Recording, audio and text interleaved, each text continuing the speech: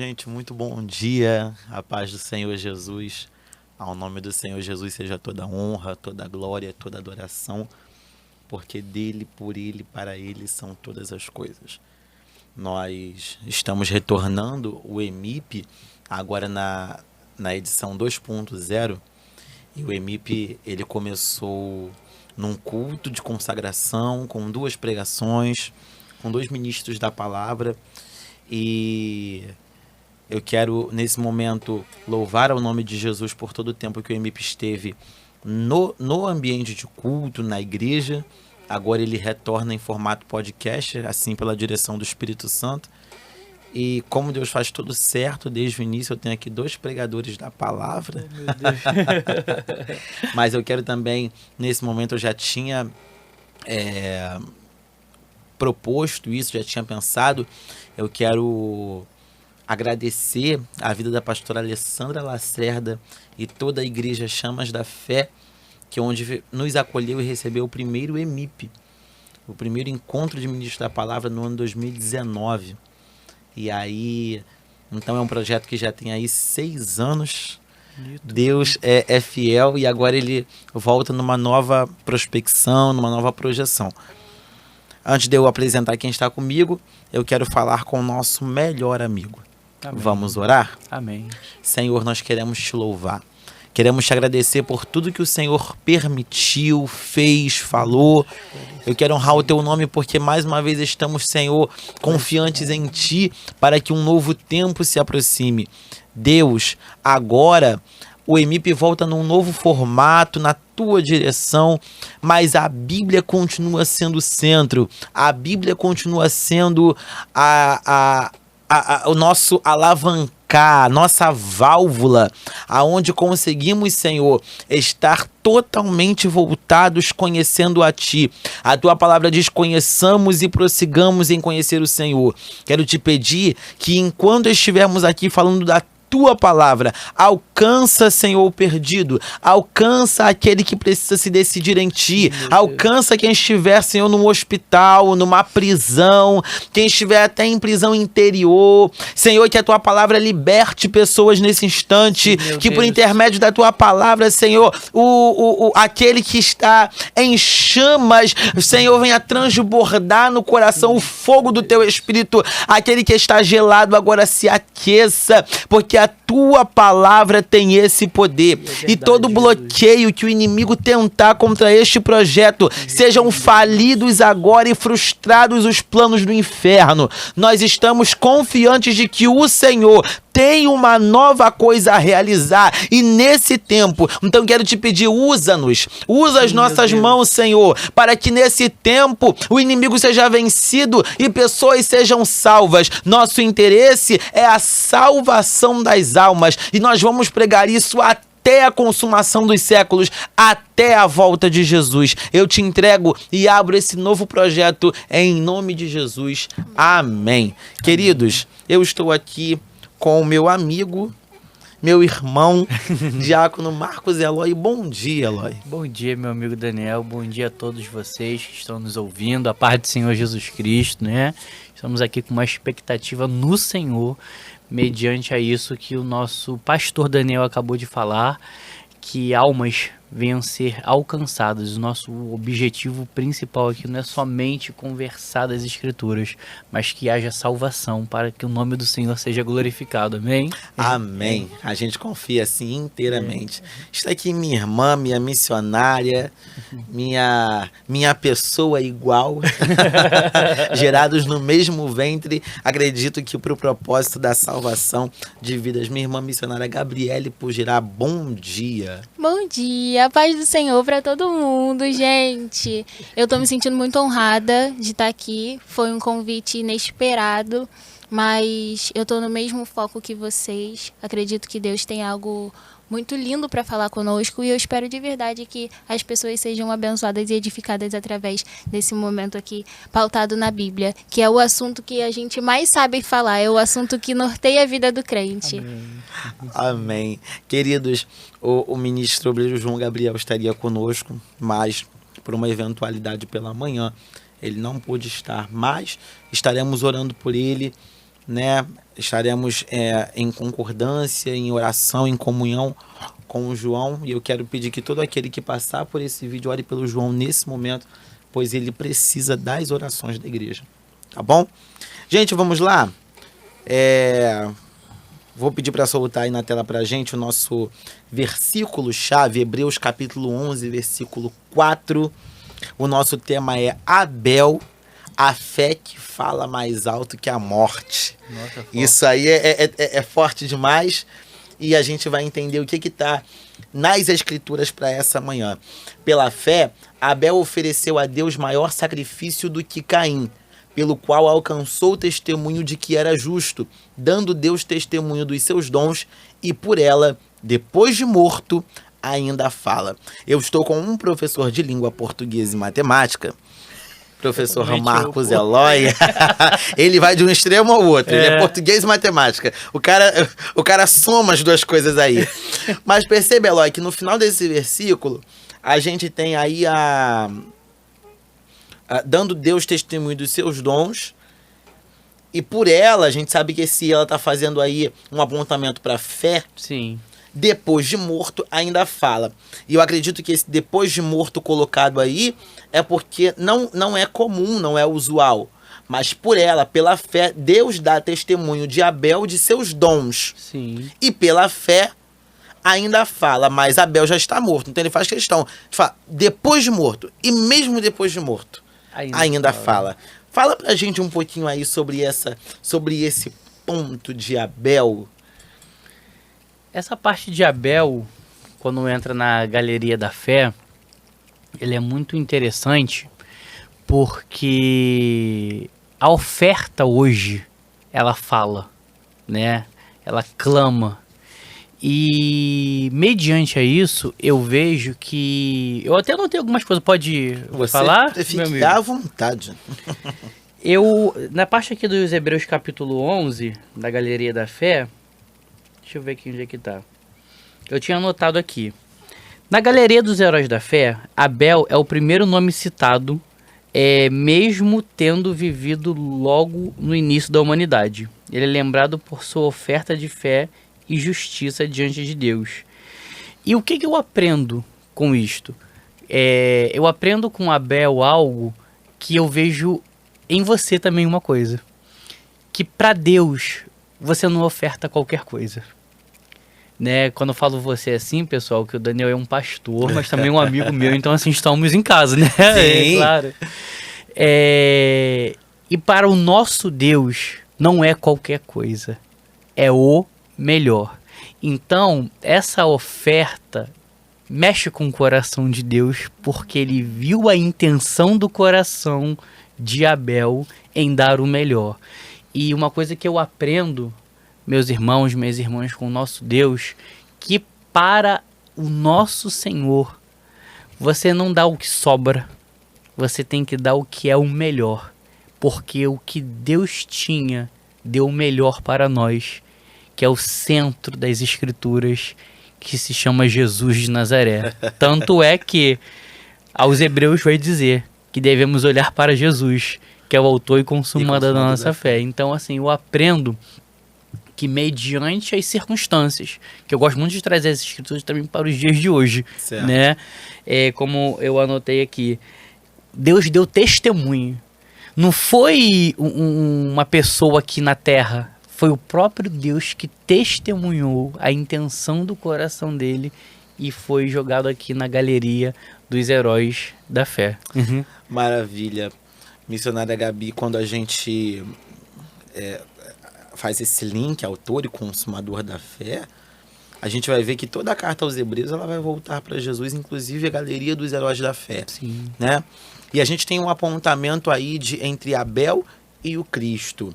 E quando a gente tem esse apontamento, essa figura, a gente vai ver que Abel e Jesus foram mortos por duas situações muito idênticas, né? Injustiça e inveja. Caim foi morto, Caim matou Abel por inveja daquilo que ofereceu.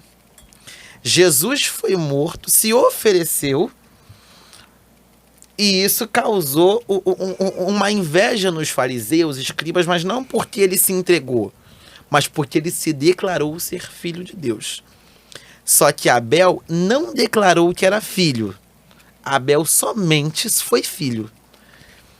Isso incomoda somente em ser filho? Ou eu preciso declarar para poder provocar alguma coisa em alguém? Por que eu faço essa pergunta para ela? Porque ela é graduanda em psicologia, então ela vai conseguir fazer um link mais alusão, bonito, né? Do que a gente consegue. Então, eu preciso destacar que eu tô extremamente nervosa. E eu tava aqui, achei que eu ia entrar ali também no mesmo assunto do Eloy, e o Daniel me puxa uma psicologia. Mas Abel, ele não precisa se declarar filho, porque pela origem do seu nome, o seu nome já significa filho. Então, ele é alguém que não se declara porque a sua pessoa, a sua vida, já é uma declaração de que ele é filho. E aí a gente vai encontrar esse link dele com o filho, com Jesus, e tem uma origem de onde vem essas línguas iniciais, que vai dizer que o seu nome vem da origem Ablu, que significa filho. Então não precisamos nos intitular, não precisamos nos apresentar e não precisamos querer ser algo, porque Deus, já, por ter um propósito para cada pessoa, ele já estabelece determinadas coisas. E sobre a vida de Abel, ainda que ele não precisasse se estabelecer como filho, ele já era. Acho que de maneira até inconsciente, de maneira até sem ser proposital, os seus pais já o inserem como filho e ele vai seguir essa linhagem de semelhança com o Filho Supremo, que é Jesus. Perfeito. Colocação mais que integral, né? Olhando a vida de Abel, ele é filho de Adão e Eva, né? É alguém que nasce após a queda. E quando a gente tem Abel nascendo, a gente tem Caim, Abel e Sete, né? Eu não estou fazendo apontamento para Pai, Filho e Espírito Santo. Mas Caim, Abel e Sete. Quando Caim nasce, Eva diz, alcancei do Senhor um varão. Quando Abel nasce, ela não fala nada. Mas quando Sete nasce, ela fala, Deus me deu um outro filho no lugar de Abel, porquanto Caim o matou. Uhum. Então, assim... E a Eva é a mãe da humanidade, é a primeira mulher mencionada na Bíblia Sagrada. E aí a gente vai ver, ela não fala nada em relação a ele. Quando a gente olha para o nome Abel, fazendo a grosso modo, a nível hebraico, o nome de Abel significa respiração, sopro. Vapor, hálito, né? Vapor. Pela efemeridade da vida dele, acreditam-se, né, que esse nome tenha vindo depois de sua morte, esse é o significado. Porque a sua vida foi curta. Então, hoje atribui-se esse significado, como algo rápido. Mas, etimologicamente falando, a gente aponta para filho. E aí... E perceba, aí a gente... bom, hein, gente? Aí a gente faz o link para... Por que a gente consegue chegar em Jesus Cristo? Autor e consumador da fé. E aí, quando fala que ele é autor, então ele principia isso. Mas a galeria dos heróis da fé coloca Abel como o primeiro. Mas por que consumador? Porque ele é o último. Não é porque, por mais que cada um vai fazer alusão a ele, a quem ele é o último. E ele mesmo vai gritar na cruz, está consumado. Então ele começa e ele termina. Né? Ele é o alfa e ele é o ômega. Né? O início e o fim. Na sua coxa está escrito Rei dos Reis, Senhor dos Senhores. Mas por que eu estou trazendo isso? Fazendo a grosso modo, etimologicamente, no hebraico, né? Revel, que em hebraico o nome de Abel, ele só vai ter 3 letras. A primeira letra vai significar espírito, a segunda vai significar morada e a terceira vai aplicar de forma literal, ensinar, elevar.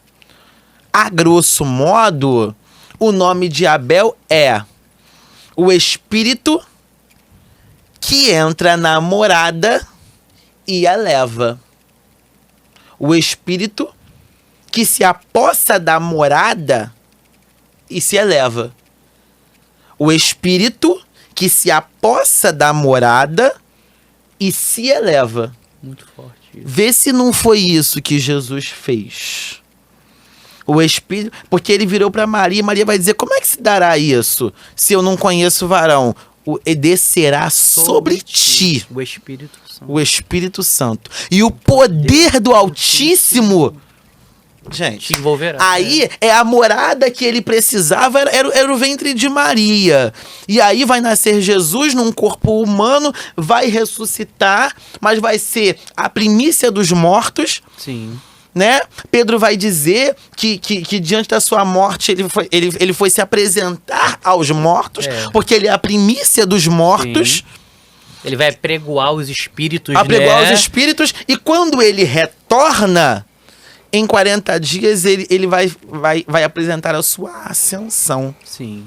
Jesus só viveu 33 anos sobre esse mundo, e quando eu faço esse link entre Abel, né, aí a tradição vai dizer que Caim, né, foi ensinado a sepultar uma pessoa.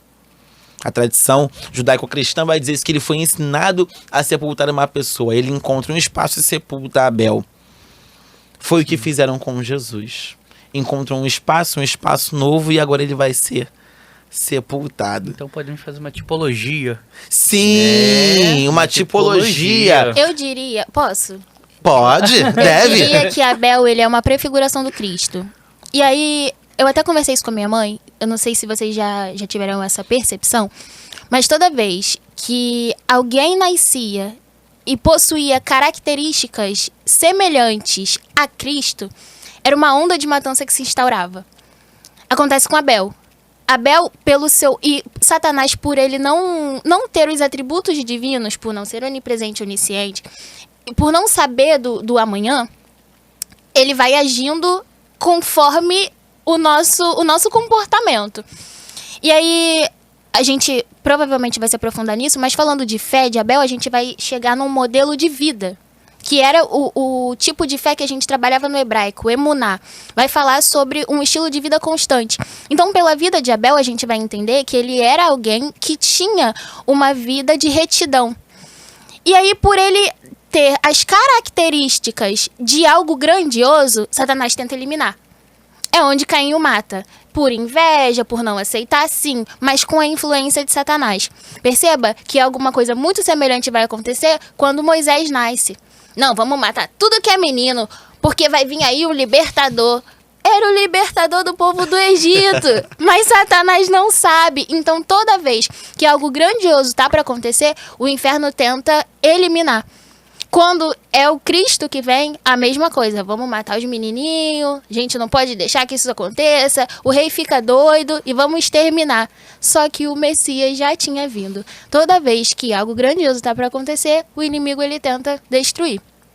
E assim, é uma tentativa frustrada, porque Deus ele tem os seus planos e tudo aquilo que o diabo tenta fazer, de uma forma ou outra, contribui para a efetivação dos planos de Deus. Uma coisa interessante que ela falou, que eu queria até... Porque linka, né? A gente fala uma coisa, acaba linkando uma coisa com a outra.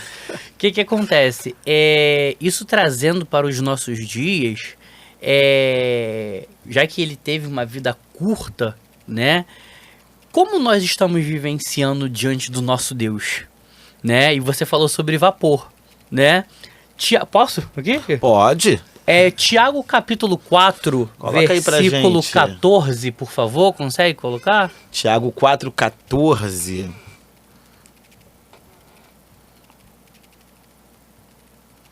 Vai aparecer aí no telão.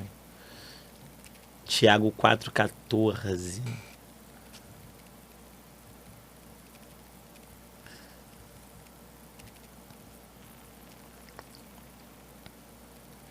Olha o que o escritor diz: digo-vos que não sabeis o que acontecerá amanhã, por que é a vossa vida? Porque que é a vossa vida? É um vapor que aparece por um pouco e depois se desvanece. Ou seja, a nossa fé, a nossa conduta diante do nosso Deus, né? Acredito é o que mais conta. Por quê? A vida é um sopro. O salmista vai dizer no Salmo 90, verso 12: ensina-nos a contar os dias até que alcancemos corações sábios. Como eu falei no início, né? Da oportunidade que você falou para eu falar o primeiro, viu? Eu fui o primeiro, então. O nervosismo dela já foi, hein, pessoal? Vocês já imaginam já o nervosismo dela saindo. Mas brincadeiras à parte, o que eu vejo em relação a isso? Por que clama, né? Por que Deus deu testemunho? Porque mexeu com o coração dele. Então, eu acredito que mediante o nosso comportamento, a nossa atitude de fé, isso mexe com o coração do nosso Deus. Porque quem sonda o nosso coração não é o homem. Quem sonda o nosso coração é o nosso Deus. Tanto é que o salmista declara: vê se há em mim algum caminho mau e guia para o caminho correto. Uhum. A intenção do coração diz muita coisa, né? Eu lembrei também, eu posso fazer até uma outra alusão, no primeiro livro do Samuel, capítulo 17, quando Davi queria saber o que a pessoa ia ganhar quando, né, tentasse matar aí o Golias e tal. Aí vem Eliabe. E Eliabe, ele falou que eu conheço a presunção do teu coração, ou seja, um tava julgando o outro, né? Eu conheço, olha, irmãos, de novo aí, ó. Eu conheço a presunção do teu coração, né? Você largou as ovelhas do nosso pai, aí Davi olha para Eliabe e fala: que fiz eu contigo? E ele se desviou, né? Então eu aprendo que mediante isso, quando você tem um foco em alguma coisa, você não perde tempo com Eliabe, com quem não tem histórico com Deus.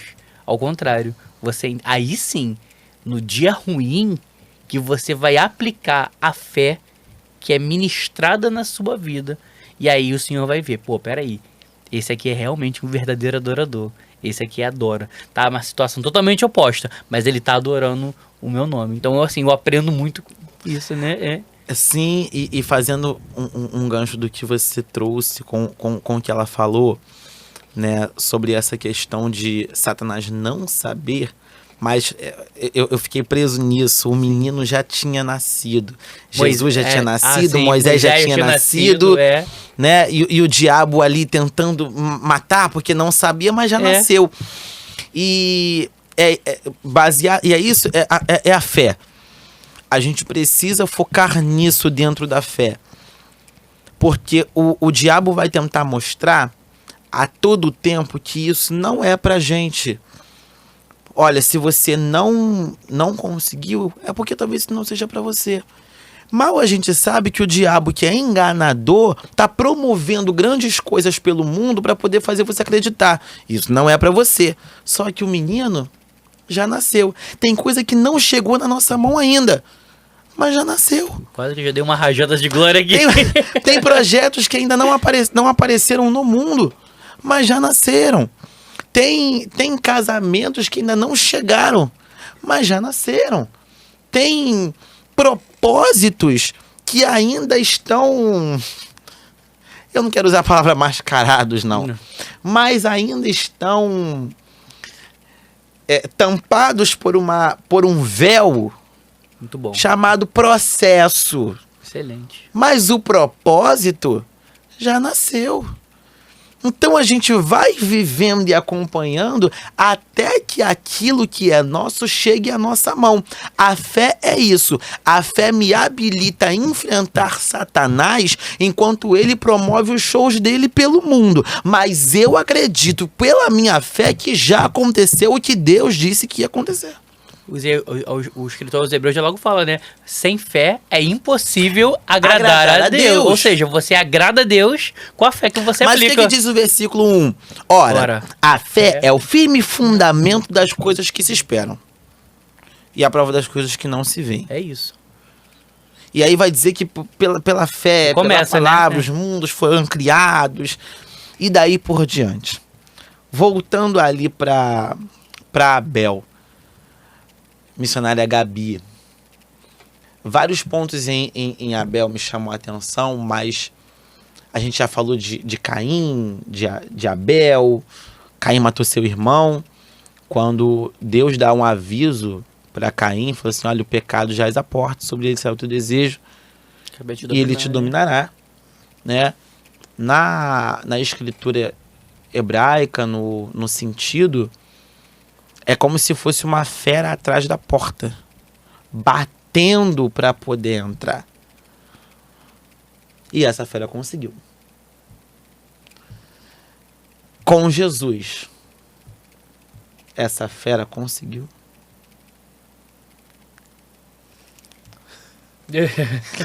Por que sempre pra mim, né? A gente tá falando sobre a fera ter conseguido fazer com que ele pecasse. Isso. E aí Caim representa não só Satanás, mas como a inveja, mas como o pecado, mas como a tentação. Tudo que foi proposto também para aqueles que mataram Jesus. Poeticamente, Jesus não morreu. Jesus se entregou. Poeticamente. A nível de fé, a nível de conhecimento. Para mim, que sou crente em Jesus, que sou salvo pela graça, Jesus não morreu. Ninguém matou Jesus. Ele se entregou. Mas a nível social, vamos falar a verdade? Mataram Jesus. E aí, foi um plano de Satanás? Foi uma articulação do diabo? Porque a gente viu Satanás até Judas. Quando Jesus, depois da Santa Ceia, falou para ele, o que tiver que fazer, faz logo. Satanás entrou em Judas e Jesus falou, o que tem que fazer, faz logo.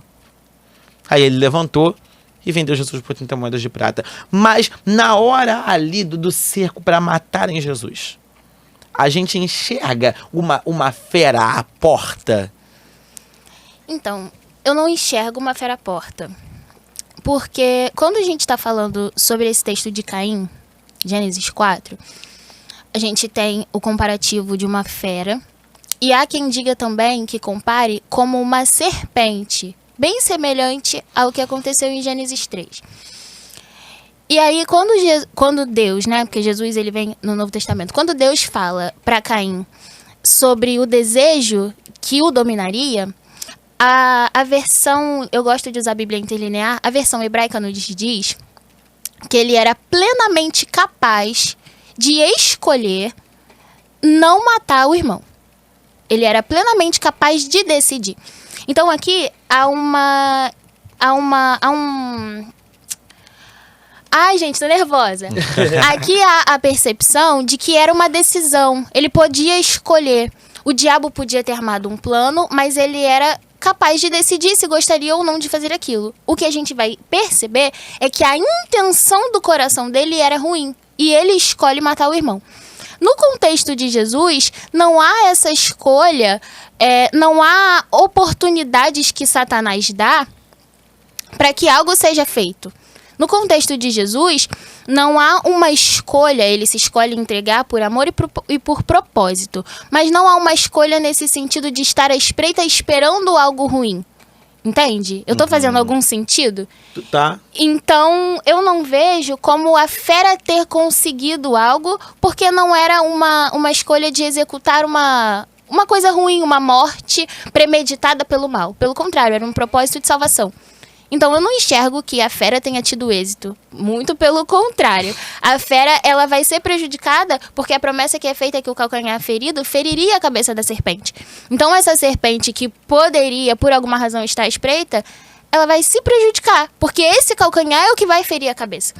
Então, não há a afirmativa de que a fera conseguiu... Em nada. A fera só conseguiu se prejudicar se estava esperando algo nessa situação de Jesus mesmo. Eu lembrei do apóstolo Paulo, quando ele escreve aos Coríntios, né? 1 Coríntios capítulo 15, que vai falar, tragada foi a morte pela vitória. Pela vitória. Onde está a morte, a tua vitória? Onde está o inferno, o teu aguilhão? Então, assim, respondeu bem, Gabi. Ai, graças a Deus. Oh, Deus. Respondeu bem.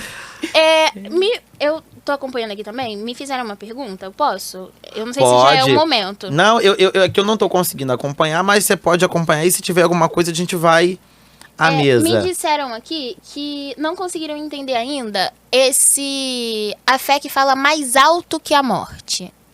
falou No que sentido da... isso ainda ficou um pouco confuso para alguns. A gente consegue voltar nesse ponto? A gente consegue. E aí, por que a fé que fala mais alto que a morte? Deus chamou a atenção de Caim e falou assim: que fizeste com teu irmão? O sangue de Abel clama a mim desde a terra. Esse sangue clamar, sangue é vida, então há vida clamando. Por quê? A gente vai ver que Eva vai falar sobre os 3 filhos: Caim, Abel e Sete. Sobre Caim há um propósito, sobre Sete há um propósito, e Abel. Aí a gente vai ver que em Caim houve uma continuação, a geração de Caim. Logo, o sangue que clama desde a terra é esse sangue, é essa vida que foi descontinuada. Então, são gerações que não continuaram. São pessoas que não vieram. Então, a geração de Abel não veio, alguma coisa precisa acontecer, porque o sangue de Abel está clamando. A fé que fala mais alto que a morte é essa vida que foi descontinuada. Será que foi mesmo? Porque se ainda há testemunhos, então a gente precisa de um testemunho para poder dizer que Abel continuou, que a vida de Abel continuou. Em Caim, ele vai criar uma cidade, vai ter um filho, vai botar o nome desse filho no nome dessa cidade, a cidade de Edom, e a vida dele vai continuar. Vai seguir, né? Vai seguir, e outras gerações vêm depois dele. A gente vai ter a geração de Sete, a gente vai ter os semitas, mas hoje são os judeus, e houve a continuação, os judeus estão aí até hoje. Sim. E Abel? Abel foi morto no... a tradição vai dizer que Abel foi morto no caminho de Damasco, numa colina, a mais ou menos 1,5 km de Damasco. Então ele morreu a caminho de Damasco. Ainda no Gênesis, a gente vai ter um Damasceno de Damasco. Eliezer, que vai agora conquistar uma moça, vai procurar uma moça para casar com Isaac. Isaac é um tipo de Cristo. É uma tipologia. Sim. Então, Isaac vai se casar com Rebeca, mas quem vai buscar isso? O Damasceno. Então, há um testemunho de alguém em Damasco que vai trazer para um tipo de Cristo a noiva amada. Muito bom. A noiva encontrada, a saber, Rebeca. Anos depois, em Damasco, porque Damasco fica nas proximidades da Síria, uma menina vai chegar na casa de um homem leproso, a saber, Naamã. Segundo Reis, capítulo 5. Capítulo 5. Então a menina vai chegar para poder dizer assim: quem dera se meu senhor conhecesse um homem que... Um profeta, né? Que pode curá-lo. Mas onde isso vai acontecer? Em Damasco. E para fechar os testemunhos, a gente vai ter um homem respirando ameaças contra o povo de Deus, procurou uns daquela seita para os maltratar. Quem é esse homem? Por onde esse homem está seguindo? O sangue do teu irmão clama a mim desde a terra. É isso.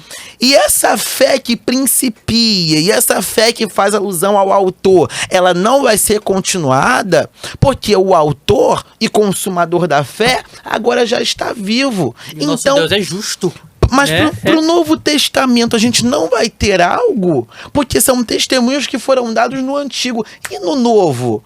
Porque sangue bateu na terra, não vai ter justiça? Vai aonde que Paulo vai cair? Na terra. Atos 9. A caminho de Damasco. Fé que fala mais alto do que a morte. É isso. É gerações que precisaram continuar. Então a geração de Caim continuou. A geração de Sete continuou. E a de Abel também continua na igreja hoje. Logo, a gente vai olhar para Abel e vai dizer: se clama desde a terra, ele vai ouvir independente do tempo. Sim. Ainda que a morte chegue, se ele falou, pela fé, vai acontecer. Ainda em Hebreus, Aí eu vou ser um pouco crítico.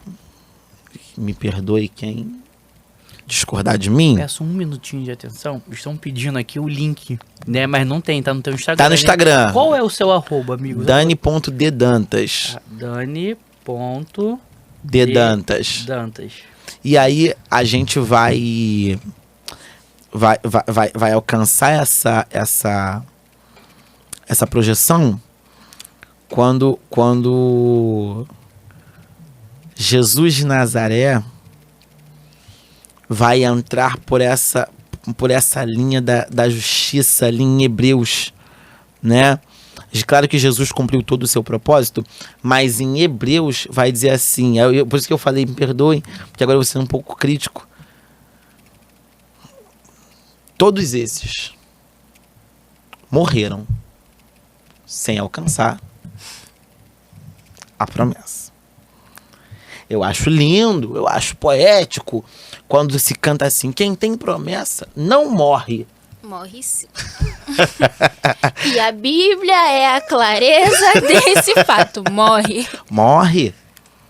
Morre. O que não morre é a palavra que ele falou. Isso aí. Porque você mesmo falou, o que é a vida? É, um sopro. É um vapor que aparece e depois desvanece. Céus e terra passarão. Mas a palavra... Gente... Seca-se a erva, cai as flores, mas a palavra do Senhor permanece para sempre. Fé que fala mais alto que a morte, porque a morte chega. Mas o que ele falou passa. Aí Jesus vai dizer, aquele que crê em mim... Ainda que esteja morto, viverá. Mas ele fala um outro versículo, Eloy, que eu acho ainda mais tocante. Ele fala, aquele que crê em mim nunca verá a morte.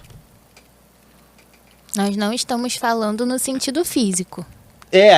Não. Estamos falando no sentido espiritual, no sentido de alma, no sentido de espírito. Logo, se Jesus falou, e ele não é homem para que minta, nem filho de homem para que se arrependa. Então, se ele falou que não vamos ver a morte é um espírito, a morte é um sentido, a morte tem o seu espaço, a morte tem a sua casa, a morte tem o seu lugar, a morte tem...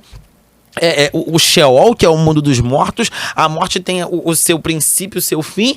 Agora, aquele que crê em mim nunca verá a morte. Então eu quero agora falar para quem estiver sofrendo com um ente querido que morreu, alguém que passou daqui, fique tranquilo, porque quem passou daqui viu tudo isso, viu o anjo, viu o portão, viu o rosto de Cristo, viu seus amigos, encontrou com quem estava esperando, mas uma pessoa ele não viu, nem vai ver.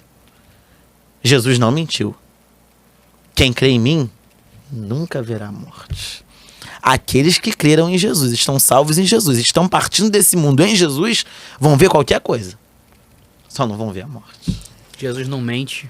Não mente, não erra, não se arrepende. Não falha. E a sua palavra permanece para sempre. Até depois da morte. Eu sei que os entrevistados somos nós, mas eu gostaria de... Devolver a palavra para o entrevistador. Será que pode colocar o nosso texto base? Hebreus 11, versículo 4. A timidez dela foi embora, pessoal. Você viu? Foi. Agora ela trocou de lugar comigo. Hebreus 11, 4. Então, é porque eu ainda estou recebendo perguntas a respeito disso. Eu acho que esse tema tá mexendo um pouco com as pessoas. Com o pessoal. Então, a gente tem ali, pelo qual alcançou testemunho de que era justo, dando Deus testemunho dos seus dons, e por ela, a fé, depois de morto, ainda fala. Que dons seriam esses, pastor? E a fé que continua falando. A gente mencionou aqui que foi pela morte e esse sangue clama. Mas que atitude de fé a gente consegue identificar em Abel? Para que esses dons e essa fé continuem sendo testemunho e continuem falando. Volta no versículo 1, por gentileza. Pra gente poder entender aí aonde a gente vai chegar. Porque os versículos 1, 2 e 3 já apontam para o versículo 4. Então a gente vai lendo do 1 ao 3 e depois a gente lê o 4 para poder chegar na pergunta. Ora, a fé é o firme fundamento das coisas que se esperam e a prova das coisas que não se veem. Verso 2. Porque por ela, a fé, os antigos alcançaram testemunho. Verso 3. Pela fé, fé é crer, entendemos que os mundos pela palavra de Deus foram criadas. Palavra, fala, verbo, bara. De maneira que aquilo que se vê não foi feito do que é aparente. Deus. Não vejo Deus, mas acredito. Pela fé, Abel ofereceu a Deus maior sacrifício do que Caim. Então, foco. Em Deus, Deus pela sua palavra criou o mundo. Pela palavra de Deus, ele criou o mundo, que nele há, mas tudo que não é aparente. Logo eu entendo que esse sacrifício foi Deus quem instruiu Abel e Caim a oferecerem. Qual é o sentido? Não sei. Coisas que só serão reveladas na eternidade, se ele quiser revelar. Pode deixar o versículo 4 para mim. Então, pela fé, ofereceu a Deus maior sacrifício do que Caim, pelo qual alcançou o testemunho de que era justo. Por quê? Por causa daquilo que Deus já os conduziu a fazer. Só alcança testemunho quem alcança a vitória. Só alcança a vitória quem passou pelo processo para chegar à vitória. Então, pelo qual alcançou o testemunho de que era justo, testemunho esse de que obedeceu. Ofereceu pela obediência. Quais foram os critérios? Não sabemos. Então você Deuteronômio. acredita que Deus ele tenha dito o tipo de sacrifício que deveria ser feito e que Abel fez e Caim não? Sim, porque Deus é justo. Perceba ali, ó, né? Alcançou o testemunho de que era justo. Logo, o que Deus pediu? Obediência. Ele vai fazer essa reiteração em 1 Samuel. Ele vai dizer, Saul, era para matar todo mundo. Não, mas eu quis preservar o melhor das ovelhas. Eu quis melhor para depois oferecer sacrifício. Meu amigo, não é isso. É matar todo mundo, é pra exterminar. E aí, eu tive esse mesmo posicionamento e eu não tô aqui pra gente conflitar. A gente tá aqui, tá? A gente tá em paz, tá? Não venha...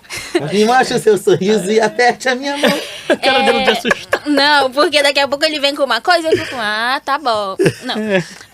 E aí, diante do texto, eu enxergo diversas interpretações e existem diversas formas de se entender isso. E eu até anotei aqui.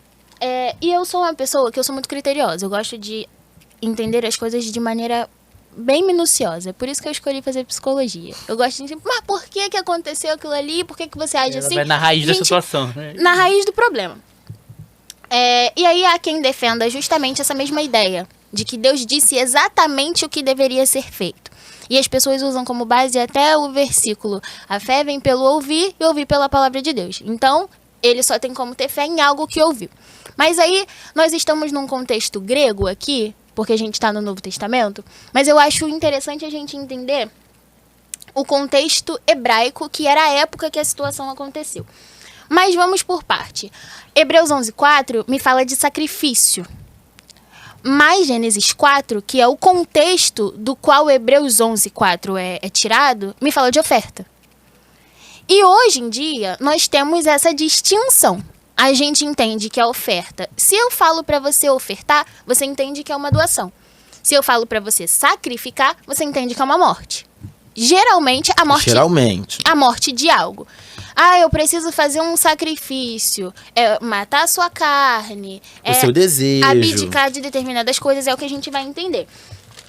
Tô aqui com professores de português e o dicionário me diz que sacrifício na religião é uma oferta feita à divindade.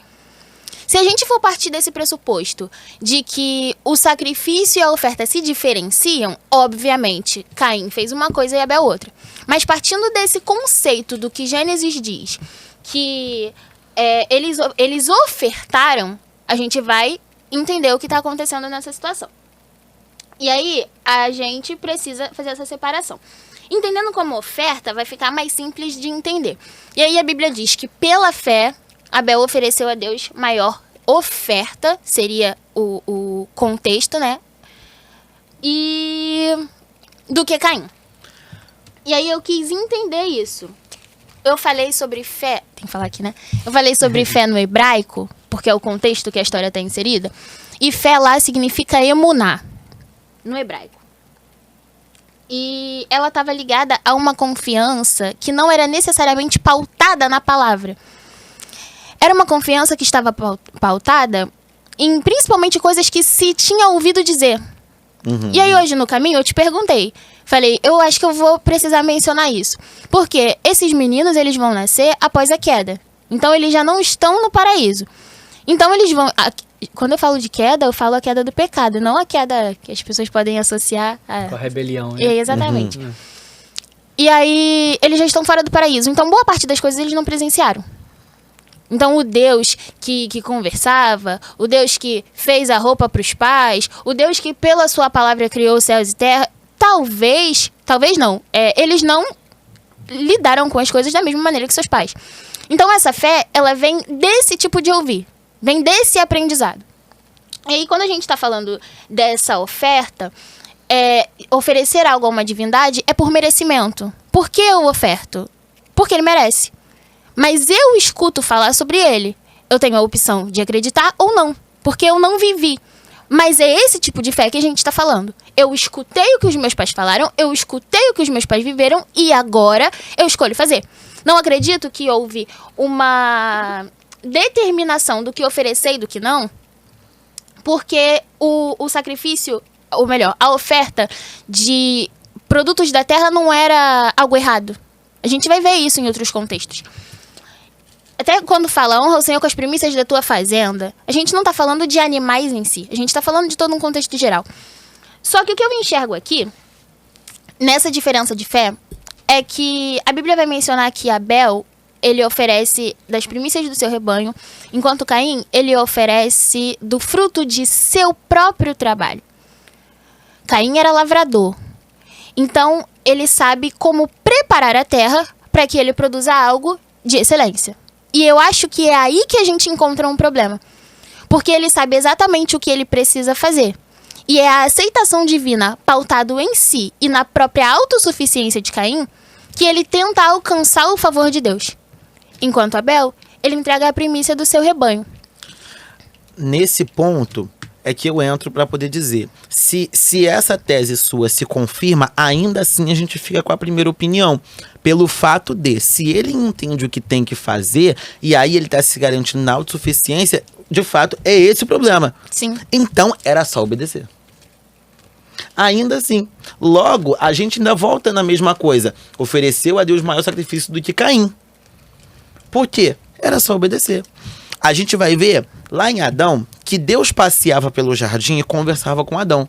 Até que uma vez ele se sentiu nu por causa do pecado e se escondeu. Mas a mesma voz que aparecia no fim da tarde, todo dia apareceu de novo. Adão. Então, a Bíblia não vai trazer tudo. Até porque João vai dizer que se tudo que fosse ser contado, né, não caberia, não teria espaço. Né? Então, a história vai trazer as coisas que são mais importantes, pertinentes, inclusive o livro do Gênesis, que ele é escrito à base de revelação. Mas eu acredito sim que essa fala de Deus aconteceu e aí Caim quis fazer do seu jeito. E Deus vai confirmar isso lá em 1 Samuel. O negócio é a obediência.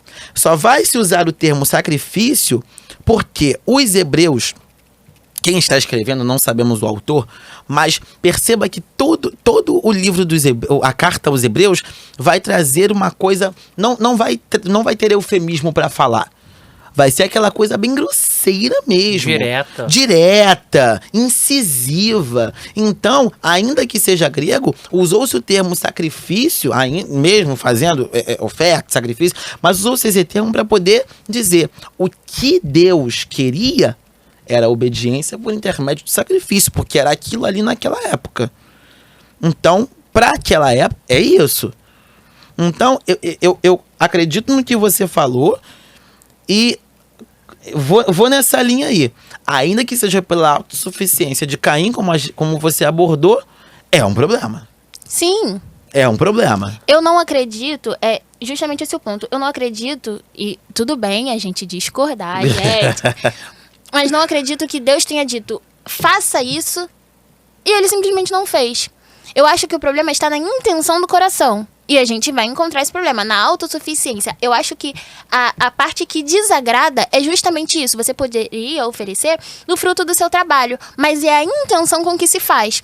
Até porque era algo que ele dominava. Mas ele sabe tão bem como fazer o seu trabalho que a Bíblia destaca. Ele deu do fruto do seu trabalho. Porque ele sabia que ele era bom naquilo, então ele faz aquilo buscando a aprovação divina, pautada nas suas ações. Enquanto o irmão oferece o cordeiro novo. E a gente, estudando, vai entender que ele está abrindo mão da sua estabilidade. Porque esse novilho, né? Não sei se a gente pode dizer assim. Ele substituía o mais velho ou o doente. E ele era a garantia da renovação daquele rebanho. Bem como ele tinha mais lã e ele tinha mais carne. E em casos de comércio, se preferia a venda do cordeiro novo e não a dos mais antigos. Então, oferecer aquilo ali como primícia, oferecer aquilo como sacrifício, fala muito sobre ele. Ele não sabe parte das coisas desse Deus, não conheceu como seus pais, mas por ouvir e acreditar, por intermédio dessa fé, ele oferece a sua estabilidade. E não algo partindo das suas próprias razões, da sua autossuficiência. Mas fica a dúvida, se Deus falou isso, faça isso. E eu acho até ilógico, Deus diz, faz isso para você, né, ter êxito. Não. Não, e eu não acredito que Deus falou para ter êxito. Eu acredito que Deus falou. Né? E assim como Jesus falou, no mundo tereis aflições, mas tem de bom ânimo.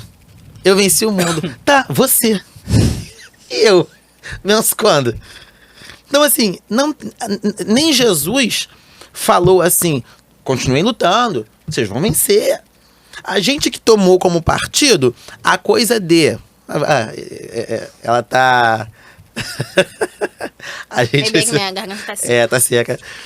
E aí, a gente precisa tomar como ideia de que Jesus, autor e conquistador da fé, a primícia dos mortos, o escolhido, Emanuel, ele venceu. A gente é que tomou dizendo, porque ele venceu... A sua igreja vencerá. Já diz Rose Nascimento. Rose Nascimento, maravilhosa. Um beijo, Rose, que esse vídeo chegue a você. É isso. Pela fé, pela fé de Abel. E aí, gente, a gente vai ver isso também. Jesus também não falou que venceríamos. Ele falou, tem de bom ânimo. Eu venci o mundo. Mas o que me chama a atenção nessa fala de Jesus, que eu vou voltar ela para Deus em Abel. Eu venci o mundo. E eu não tô com vocês? Se eu venci, eu estou com vocês. A ideia é essa. Deus é a mesma coisa com Caim e Abel. Façam isso aqui. E aí, por isso que eu falei, eu acredito no que você falou e acredito que esse foi o problema mesmo. Esse foi o problema. A intenção, né? Mas não que Deus tenha um pós. Façam isso para vencer. Façam isso para concluir êxito. Para me agradar. Apenas... façam isso. E num dia que Deus não aceitou, por conta talvez do problema, do pseudo-problema, aí deu ruim. E aí eu faço uma aplicação agora. Tem gente que já sabe como fazer. Ele sabe como cantar, ele sabe como orar, ele sabe como pregar, ele sabe como fazer o fogo descer. Ele sabe.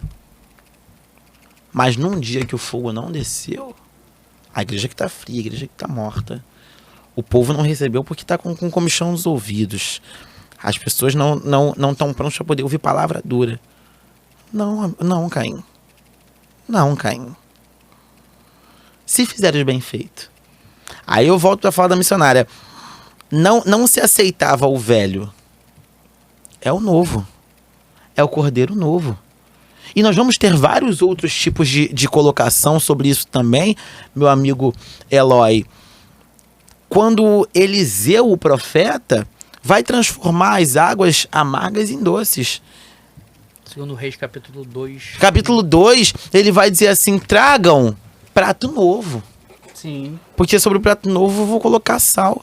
Ele pega sal, coloca num prato novo, coloca nas águas, as águas se transformam. Não é o antigo, não é o usual, é o novo. E hoje nós vemos muitos Caíns na igreja, né? Sim. Porque eu quero fazer até uma alusão com a parábola do semeador.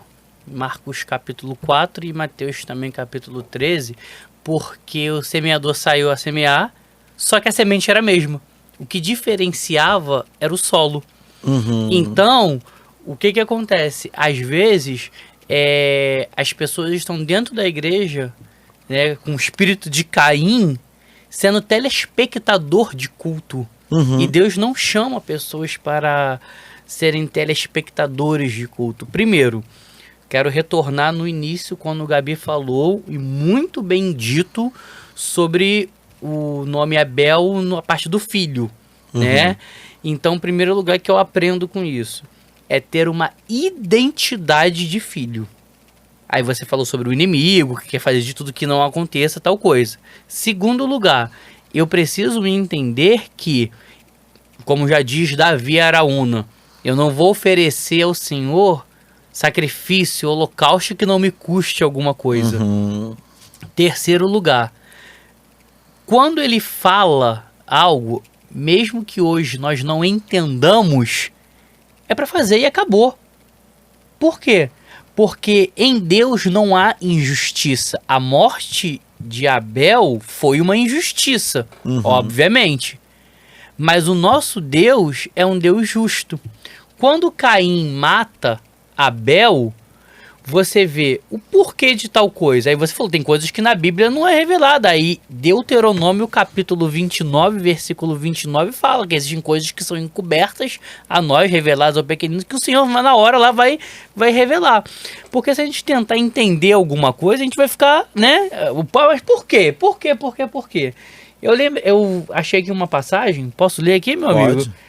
Mateus capítulo 23, versículo 34 e 35 fala: portanto, eis que eu vos envio profetas, sábios e escribas, e a uns deles matareis e crucificareis, e a outros deles açoitareis nas vossas sinagogas, e os perseguireis na cidade e em cidade, para que sobre vós caia todo sangue justo, que foi derramado sobre a terra, desde o sangue de Abel, Olha só. o justo, até o sangue de Zacarias, filho de Baraquias, que matastes entre os santuários e o altar. Olha como é falado também no Novo Testamento, né? Jesus dizendo em Mateus capítulo 23 sobre... É mencionado, né? E aí tem a palavra, o sangue justo. Aí tá entre vírgulas, que é um aposto explicativo aqui, né? Que foi derramado sobre a terra, desde o sangue de Abel. E está explicando que ele é justo. Glória a Deus. Isso vem como uma crítica, né, aos fariseus, Sim. que rejeitaram os ensinamentos de Cristo.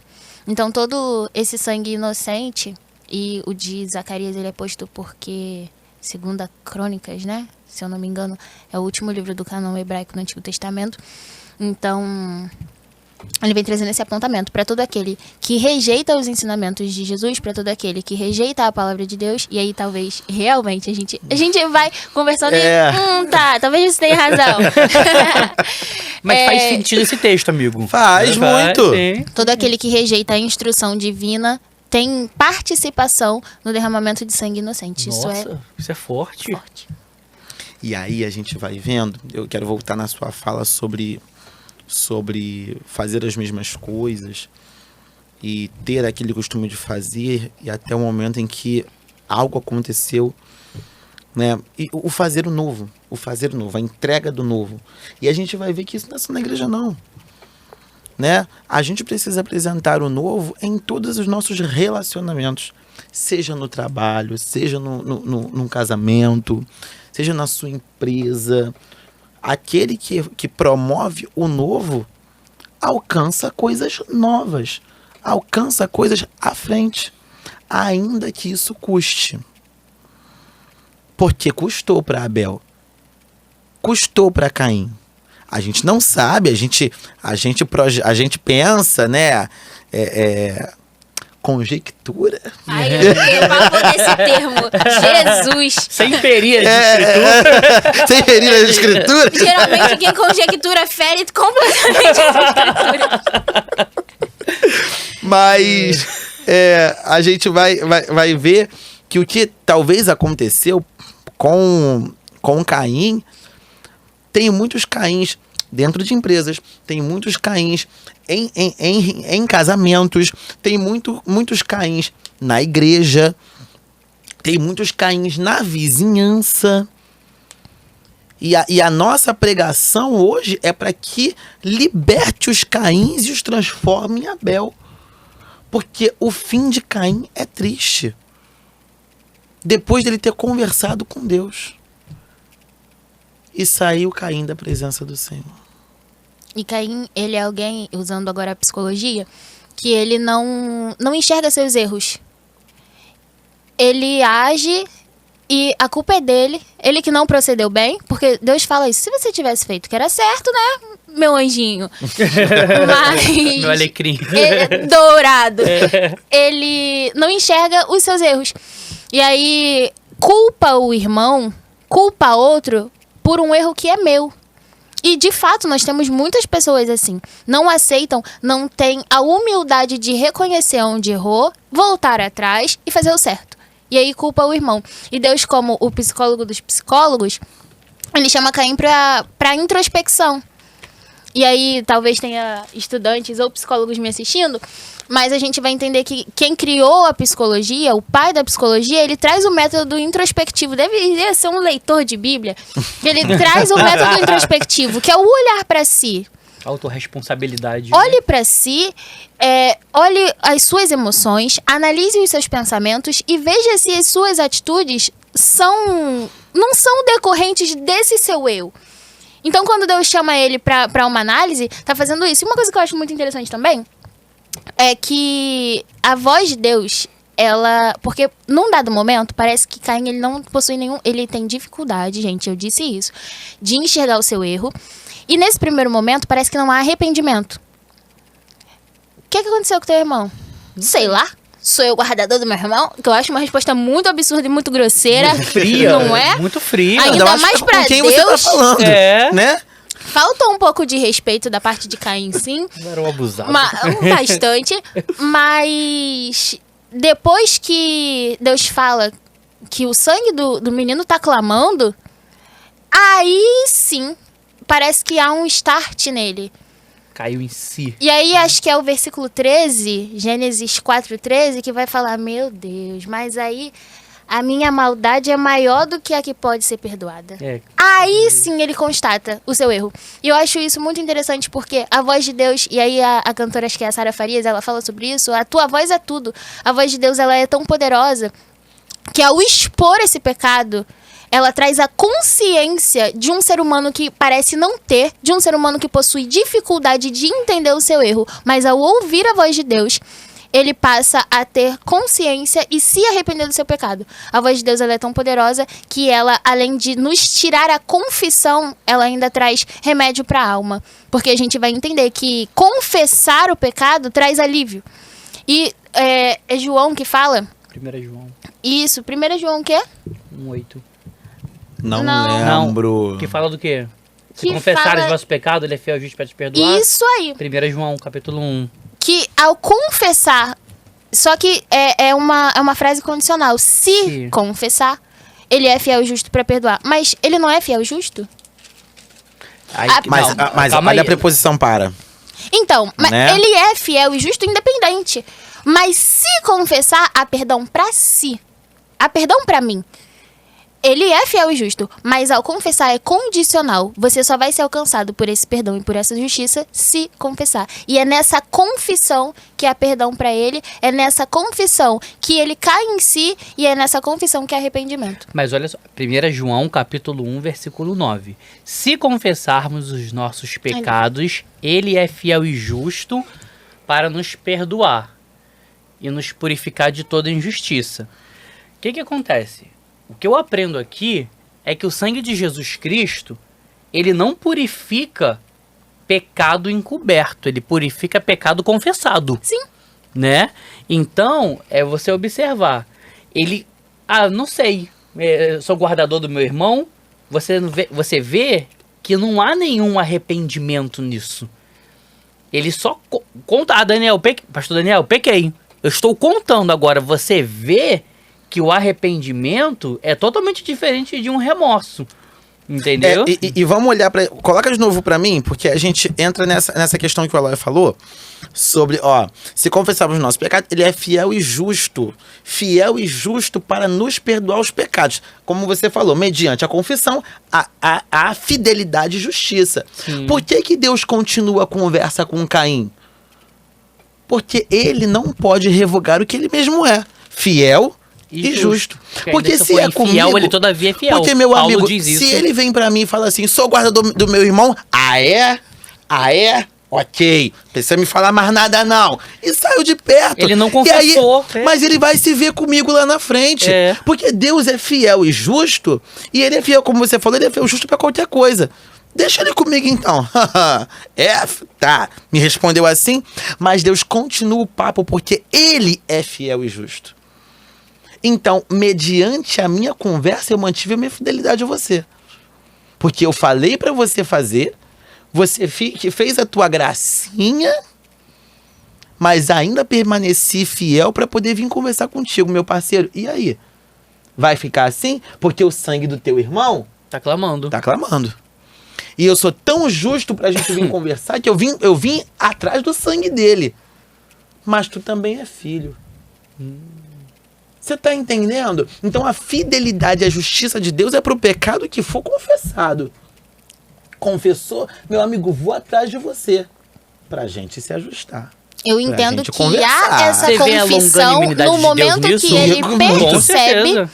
Há essa confissão no momento que ele percebe tamanha maldade que fez.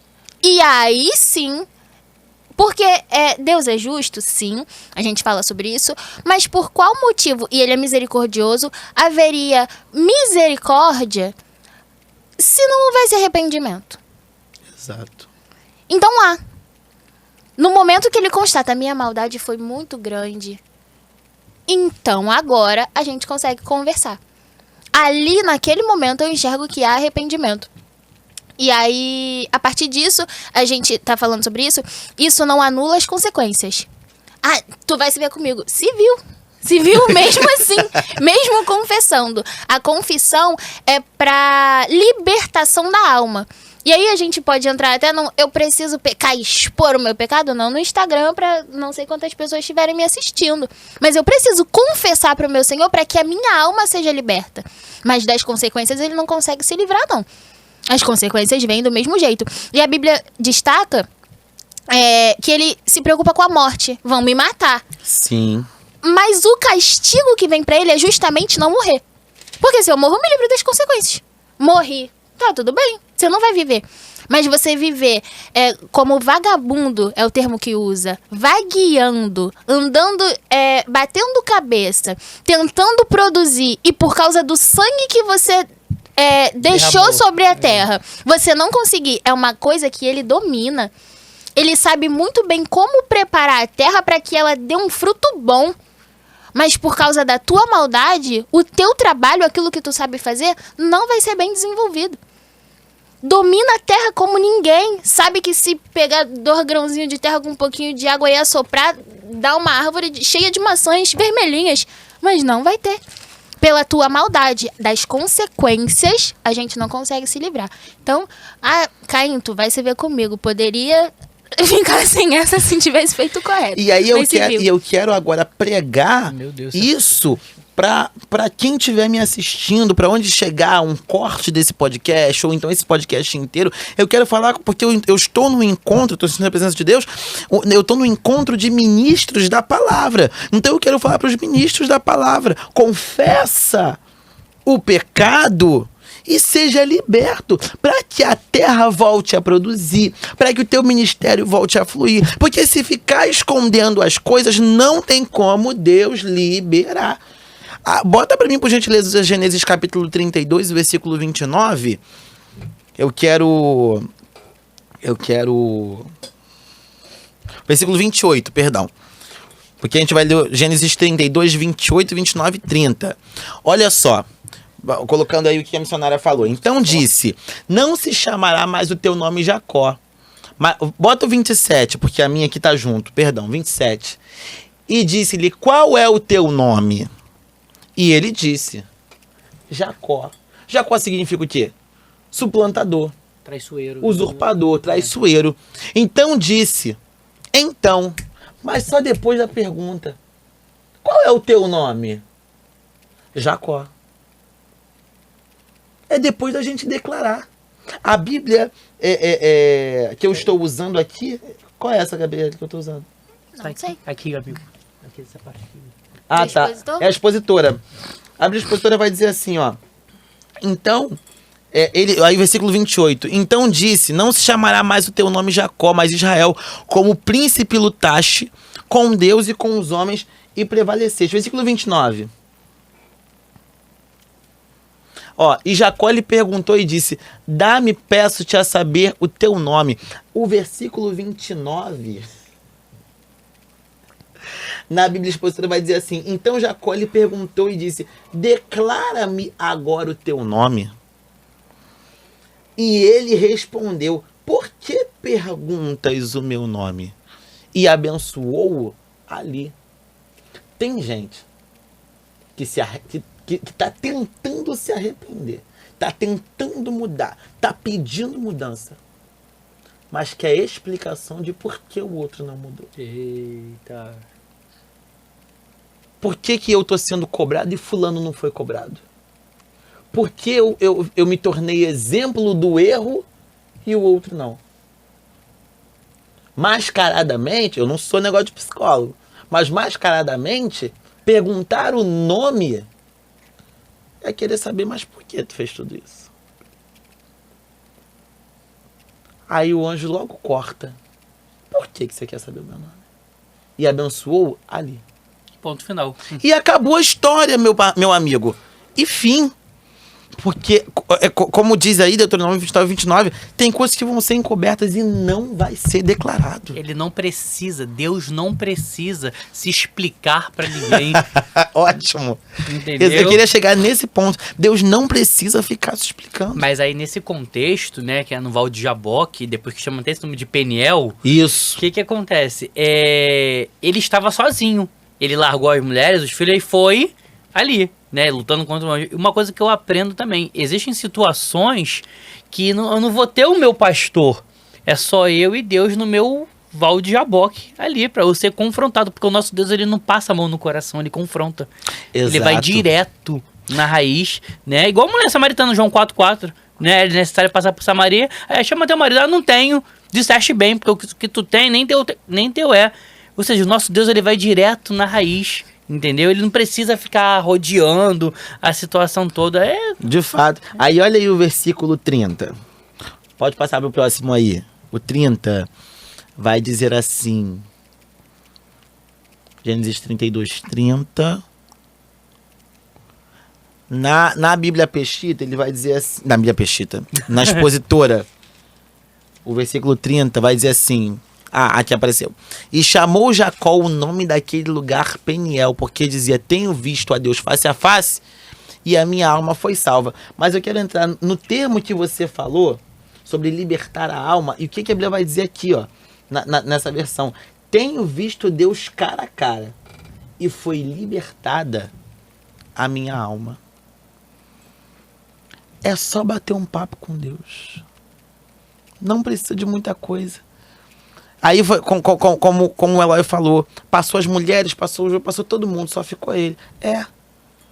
E passaram adiante. Porque quem precisa ajustar alguma coisa com Deus vai deixando passar.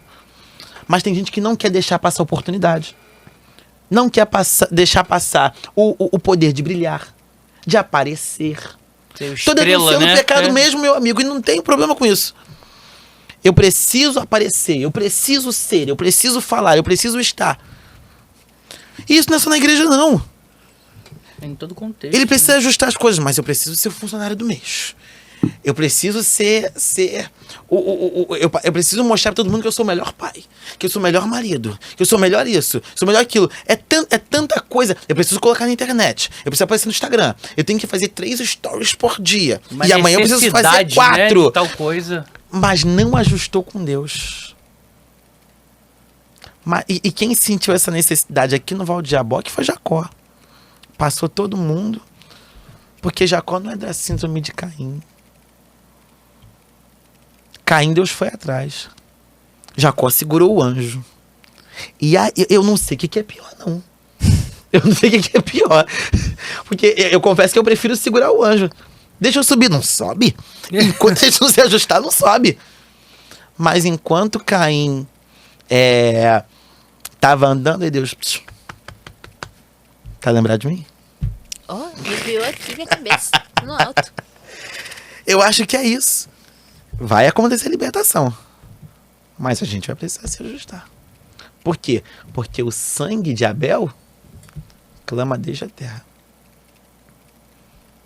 Gente, aí esse Jesus Precisa também, você tá falando sobre essas 2 pessoas, eu lembrei de Elias. Para fazer fogo cair do céu, teve que reparar o altar. Entendeu? Porque a pregação, já diz Júnior Trovão, né? Um abraço, Júnior Trovão, se chegar você... Chegar você. A salvação, ela salva quem escuta, mas não salva quem prega. Entendeu? Por quê? Eu posso estar fazendo fogo cair do céu e não vivenciar nada daquilo. Né? É quando a glória de Deus vai embora da vida do crente. Principalmente com uma coisa, ele precisa aparecer, principalmente com o quê? Com o microfone na mão. Né? São os Caíns dentro da igreja que pega microfone para jogar em direta e mata o povo. Porque a Bíblia diz que o poder da vida e da morte está onde? Na língua. Então a gente tem que ter muito cuidado com Caíns. Porque quando você tem uma identidade de filho, podem falar o que quiser, mas eu sou filho. Amém. Eu não sei como é que está o nosso horário, eu acho que ele já até estourou. 12:05. Gente, nem conseguiu acabar o caminho de Damasco, gente. Alguém botou aqui no Instagram, fortão. Pô, obrigada, gente. Temos mais perguntas? Não sei, acho que não. Então, queridos, quando a gente fala sobre Abel, a fé que fala mais alto que a morte, a gente fala sobre isso. É que a fé ultrapassa até a morte. Quem acreditar, gerações que vierem depois de nós, ainda que alguém já esteja morto, se a palavra de Deus foi dita, quem ouviu a promessa passou. Mas se ela passou a promessa para quem estava adiante, essa pessoa vai contemplar. E pode demorar o tempo que for. Deus não precisa de ser humano para poder cumprir a promessa. Porque se eu passar para a eternidade agora, Deus é Deus. Ele é o mesmo ontem, hoje e eternamente. Agora, se eu partir daqui sem Deus, quem sou eu? Para onde eu vou?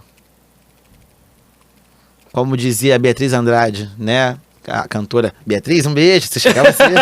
Pela fé, pela fé. E aí ela canta assim, Deus é Deus sem você. O que é você sem Deus? E o que é você sem Deus? Aí eu lembro do grupo Brilho Celeste, né? Minha avó era do grupo Brilho Celeste. E as irmãs cantavam bem alto. Nada!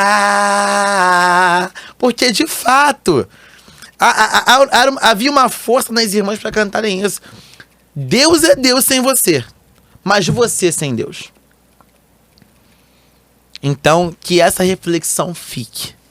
Precisamos de Jesus. E no 303 da harpa cristã, quando o sol brilhar em qualquer lugar, tu precisas de Jesus. A harpa é com Daniel mesmo, pessoal. Aqui eu mando direto pra ele. Antiga. Aí. Amém, gente. Amém. Amém. Temos alguma coisa aí por aí? Não, né? De pergunta? Não. Temos alguma pergunta por aí? Alguém Não. que... Não, perfeito. Missionária, conclui aí com o caminho de Damasco. Que eu sei que... Isso aqui eu estudei muito, gente, pra falar. Estudei. Porque eu sei que ele tem a ver com o nosso tema, essa conexão.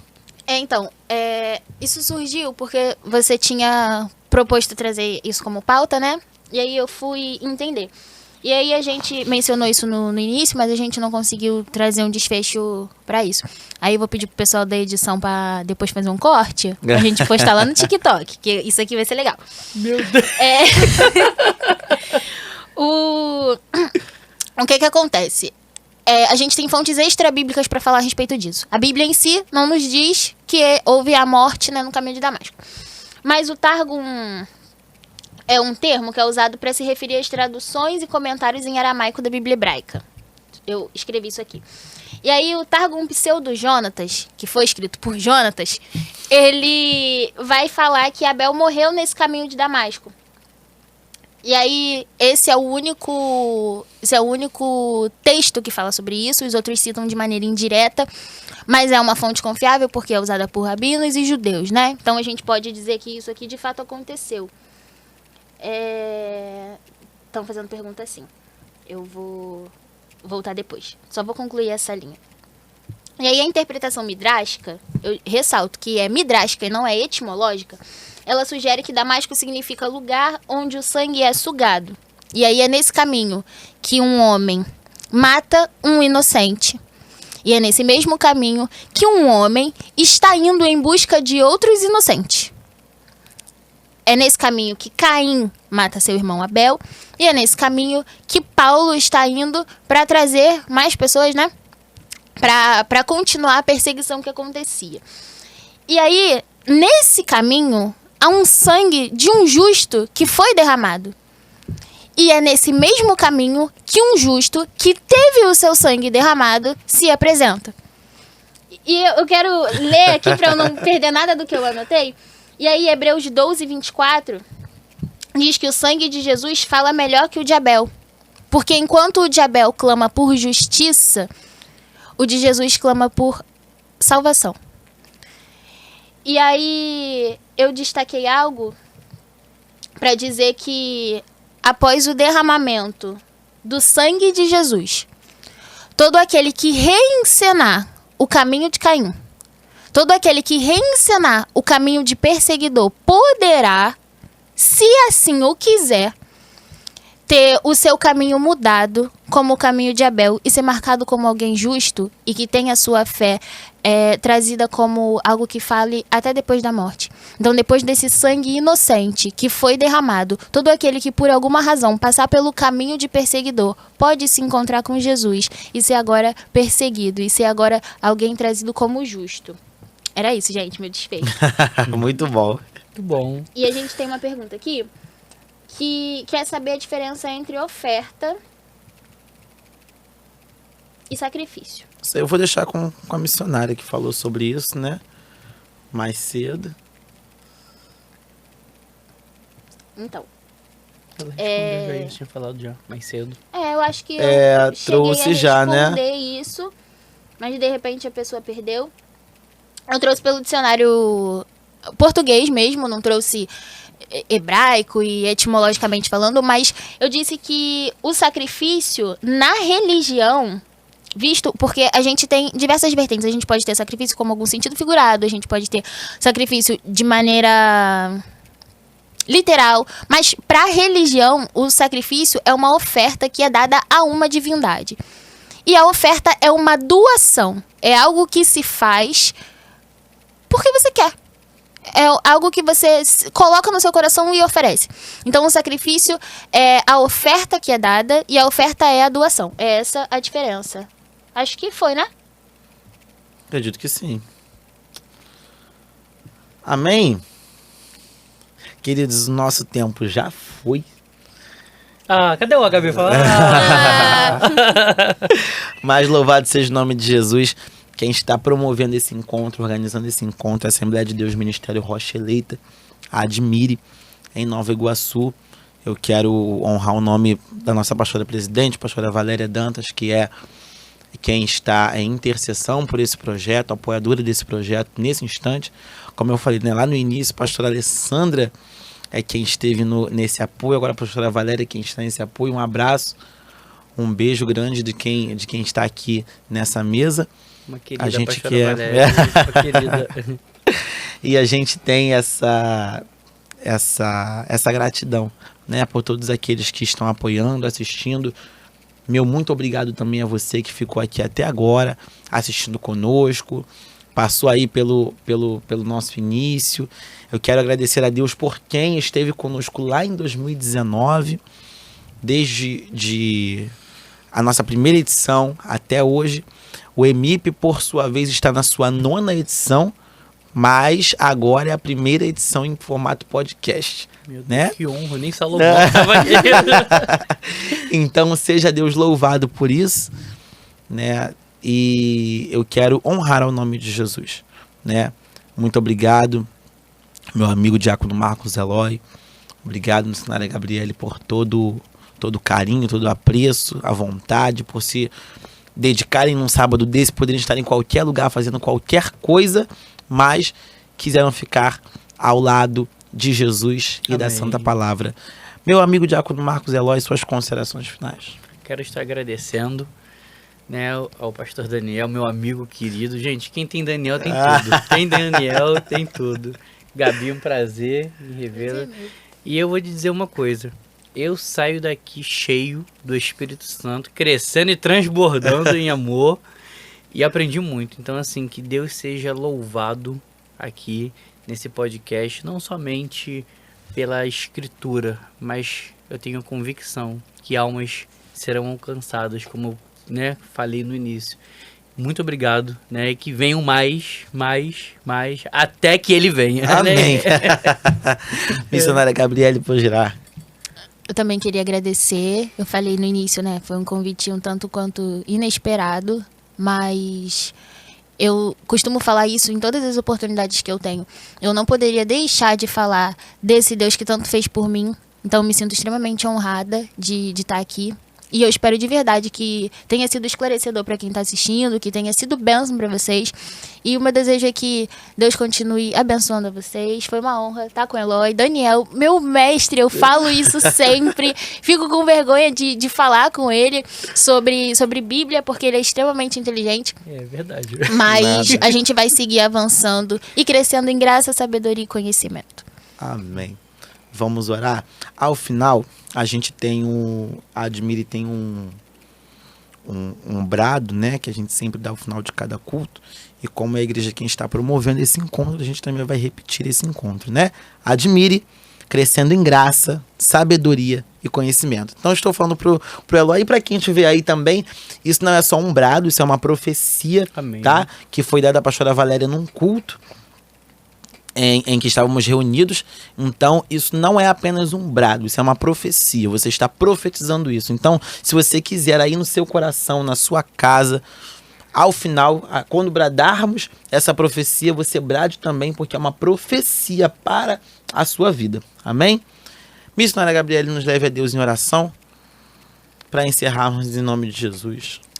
Nosso Deus, na tua presença mais uma vez nos colocamos Te e nós agradeço, queremos, Eterno, Senhor, te agradecer da pelos nossa momentos, alma. Senhor, tão enriquecedores que nós passamos na tua presença. verdade, Eu quero te pedir, Senhor, que aonde tiver alguém que precise liberar perdão, que aonde tiver alguém, Senhor, alcance da nossa voz, que precise, Senhor, ouvir o Senhor para deixar algo, para que a alma tenha alívio, que possa ser alcançado pelo Senhor nessa tarde. Sim. Senhor, que tu possa visitar as pessoas, que tu possa visitar os cativos e que todas as coisas que foram faladas aqui, Senhor, essas menções da tua palavra possam, Senhor, alcançar aqueles que necessitam de ti. Eu quero te pedir que tu nos leve em segurança, assim como tu tem nos trago até aqui, e que essa palavra, Senhor, possa continuar falando aos nossos corações. Nos ajuda, Senhor, a seguir crescendo e avançando na tua palavra. É o que te pedimos e te agradecemos em nome de Jesus. Amém. Amém. Admire, crescendo em graça, sabedoria e conhecimento. Fique com Deus. Até a próxima. Que o Senhor te abençoe. Em nome de Jesus.